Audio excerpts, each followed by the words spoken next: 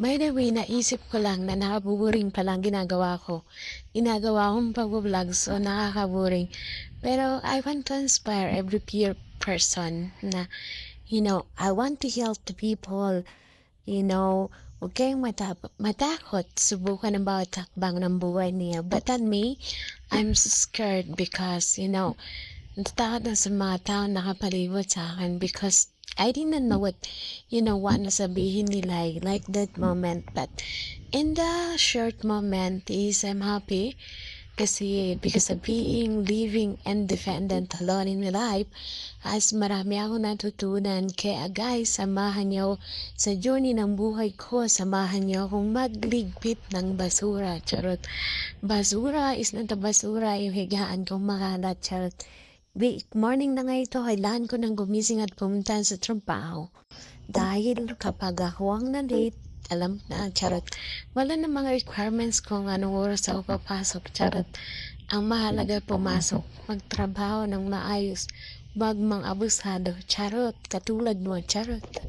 Well, guys, natatawanan lang ako kasi nga, wala pa akong mic gamit sa pagbo-voice over. Wala akong mic, pero kahit wala tayong mic, tayo ay magbo-voice record. I'm so happy every moment. Kakain na tayo dahil bago pang lahat, baka mabawasan ang ating taba. Kaya namang iniiday, samahan niyo kumain ng bread every morning, charot. Hindi ako nagluluto, tamad talaga ako magluto.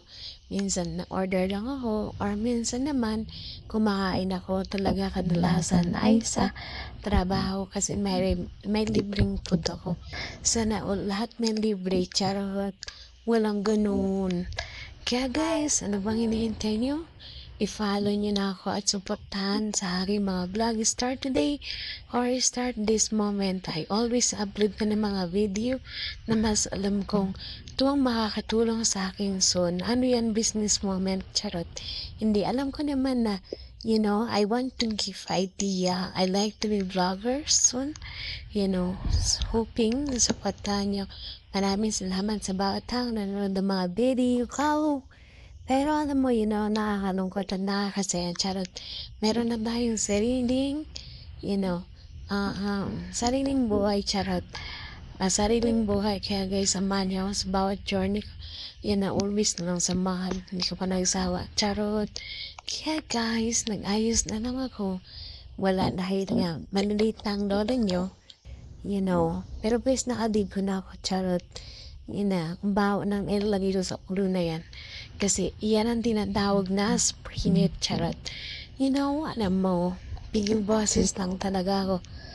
Talaga pa, pigil boses. Pero guys, by the way guys, thank you so much for every person na nanonood ng aking mga video.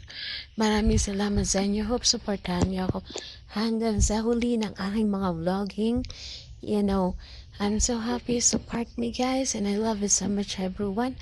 Ito ang aking journey ng life hanggang sa and starting pa lang to ng moment ko, charot. By the way guys nga, yan ang aking Dora going to work. Ang laki ko na kasing laki na ako ni Dora, charot. Ang babango ko, hindi maintindihan ko anong pabango yan. Yes, we have different mga things.